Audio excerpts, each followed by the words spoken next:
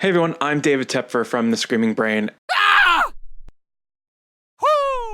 And I kind of wanted to start this little video series about the early stages of game design. So anyone who doesn't know me, I run a small publishing company out of Burlington, Vermont called The Screaming Brain. And earlier this year, I published my first game called The Exorcism at the House of Moncton Falls. And, Exorcism it went well. We did pretty well. I was really happy with the project as a whole, but at the end of it, I kind of sat back and did a little bit of a personal retrospective on all of the things that maybe not went wrong, but could have gone a whole lot better. Whether it was the early stages, the prototyping, the design process, the going to conventions, getting player feedback, play testing, running a Kickstarter campaign, going through manufacturing, getting a fulfillment, warehousing, distribution, sales, any of the hundreds of parts that goes into designing, developing, and publishing a game. And I thought that as part of my own personal retrospective, I could do these videos. A bit of a lofty goal. I don't know if I'm going to get to that point. I would love to get to that point, but mainly I wanted to shoot these and kind of put these out there for any either budding game designers, a game designer who thinks they want to start designing, someone who has a good idea that they want to start working on, or even someone who's kind of in the middle of the process who a lot of times during this, even before I started going to conventions, it can be kind of lonely.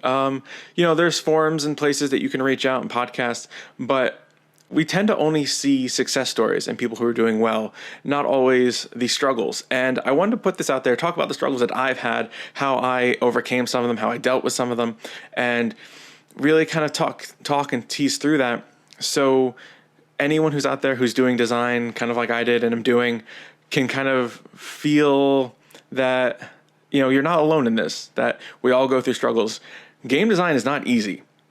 And I think a lot of people, when we start or think about starting game design, coming from a background of playing tons of games, because we all love board games or, tabletop war games, card games, whatever your niche is that you've played and you want to start designing for, we've all had this background of gaming. And in a lot of ways, that kind of prepares us for, in some way prepares us for game design.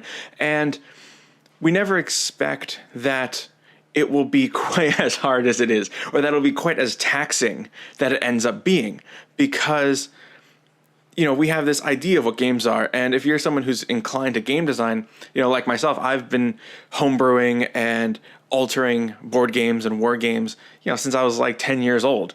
And I think a lot of game designers have done that. So when we get kind of full-fledged and really kind of devote ourselves to these projects, I don't think we go into it thinking it's going to be quite as hard and quite as, time and emotionally demanding as it is. And so I wanted to talk about this a little bit. I thought that doing this video series and putting this out there could be helpful for people. Maybe it won't be. I don't know. We'll see. So I guess I wanted to start with this first video with ideas. So I'm just going to come out and say it. I'm a game designer. We've all been there. But if you've never designed a game, or you're, maybe designing your second, third, fourth, maybe not your fourth, probably by your fourth you have no experience in those, but your idea isn't worth anything. I don't know, that's going to be super disheartening to say for a whole lot of people. And, the 2 or 3 years that came before me designing or coming up with the initial playable design of The Exorcism at the House of Moncton Falls was full of, brainstorming an idea, trying to get it down on paper, realizing it's stupid, and then going back to the drawing board. Because as much as it kind of hurts to say, and even sometimes hurts to hear, an idea it's not worth anything. Like I said, that's weird to say, that's weird to hear, because you think, game design is a very heady topic, and so to say that your idea isn't worth anything feels counterintuitive, because game design is basically all ideas until you put into action. And actually putting into action, that's basically where I'm getting with this, because your idea, it's just that. It's not anything. You could have an idea. Let's say you have a cooperative tile laying game about I don't know, escaping a monster, let's say, right? Hey, that could be cool, right? That sounds like it could be something that's interesting. There's not a lot of co-op tile laying games, and the escaping thing could be fun in a co-op. But okay, great idea. That's what do you have? You have an idea, but until you can put that down on paper, until it's something that you can play, that you can test, that you can conceptualize, it's not worth anything. And I think a lot of us, or a lot of people who want to go into game design, who want to be game designers, kind of have this, notebook, let's say. I used to run a one of those composite notebooks that I used to have full of ideas. And, I'm sure we all have it. We all, whether it's from homebrewing stuff or house ruling, you have these ideas that you have out there, and they sound great. And in your head, you can kind of play these things out. We all do it, where you come up with an idea for a game and you play it through your head 100 times, and you're like, oh, that could be cool. This could be really neat. And you're kind of changing and tweaking things in your head.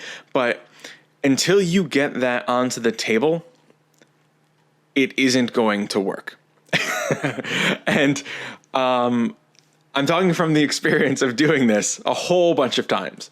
Having these ideas in my head that I think really cool, sitting down with a notebook, charting them all out, how this would work, how this would flow, and then sitting down with a bunch of cut up pieces of paper, or sometimes just sitting down at the table with a bunch of components, trying it out and being like, oh my God, this is stupid. This doesn't work at all. What was I thinking? And that's gonna happen all the time. Game design it's an iterative process. You go from idea to try it doesn't work, try it again, it doesn't work, try it again, it doesn't work, try it, and you keep trying. Each time you try and realize something doesn't work, you sit back down, you make a tweak to try and fix it, and then you try it again, and you keep doing this over and over and over and over and over again until you finally have something that kind of works. And then at that point, you sit down with someone else and try it out with them, and then see if it still works. Because trying something with yourself it's not the same. Because in your head, you know how you want something to work, but until someone else can see it the same way that you do, or that until you can present it in a way that someone else sees it the way that you do, it's still not worth anything. It's this really odd process, and ideas are such a funny thing. And I really wish I could remember. There's a podcast I listened to a long time ago. It might have been the Board Game Design Lab. I'm not sure. On a side note, you should really follow the Board Game Design Lab if you're not. It's a fantastic podcast. And it was basically this idea, saying that word a lot. It was basically this thought that coming up with an idea for a board game takes 1D 20 minutes, but creating a game takes 1D 4 years. So I really like this kind of comparison to make. Using dice to explain anything to a gamer is amazing, but also the fact that in a very succinct way, he was able to say, like, yeah, ideas come all the time, very quick, very easy. It's just something that happens. But the development of an idea to turn it into something that's actually playable is this huge undertaking. Going from an idea to even a board game that is playable will take you a year. Depending on the complexity of the game. I know there's things like Secret Hitler. The designer said it took them 8 months from start to finish. No, that's a very, very simple game. Really most pure social games like that probably don't take a huge amount of time to develop. There's not a lot of mechanics involved, or math, or player decision. But for the most part, you are going to be spending years trying to turn this little idea that you had that wasn't technically worth anything into a full-fledged game that will mean a whole lot to a whole lot of people. And I think it's helpful to come to terms with the fact that just because we as designers have a good idea or think we have a good idea doesn't mean that it's going to be an easy process or a quick process or a painless process to take this idea to becoming a full-fledged game. And that sucks, right? We love coming up with ideas. Now what I'm trying to get across on this is not that just because you have a bunch of ideas doesn't mean you can't be a game designer. What I'm trying to get across is that there's so much more importance put into the development of your idea than the idea itself. Don't get stuck on trying to brainstorm this, big new idea, this big innovative thing in your head, when so much of game design isn't in the idea. It's in the development, the process, and the play testing. And for a long time, I got stuck and I got stuck in this place, sitting in a coffee shop with my notebook, trying to come up with an idea, scribbling down all of these thoughts that I have, trying to find something that was going to really spark something, be something really interesting, only to find out that, when I actually came to my idea for the Exorcism House of Moncton Falls, that the idea didn't matter so much. And once I realized that, and I didn't realize this for a very long time, once I realized that, I kind of beat myself up about it, because I spent all of this time trying to craft and formulate this idea when that wasn't the important thing.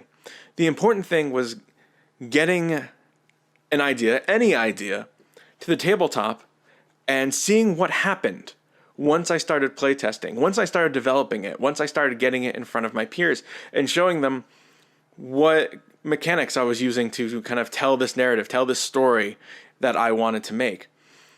And I feel like putting this effort, changing where you're putting your time and effort from this idea crafting phase, from having all of these thoughts stuck in your head, stuck in your notebook, to getting them on the table, getting them in front of people, and actually trying them out and problem solving and crafting. Problem solving is 90% of what design is. Finding something wrong with your idea and trying to figure out how to make it work. What mechanics can you create or adapt into your game to make that work? And I don't want you to get stuck in this idea phase and feel like that you have to spend all this time coming up with the perfect idea, when that's not what it is. And we all need to get past that. We all need to get out of our heads a little bit and just start trying things out. Like, if you have an idea for like some crazy dice rolling dexterity game where you chuck dice at your friends and what side of the die hits them that does the damage, that sounds cool. Hey, all right, go try it out. I don't know what this is, but I'm gonna go find someone and chuck dice at them and see what happens. See if is that fun? I don't know, but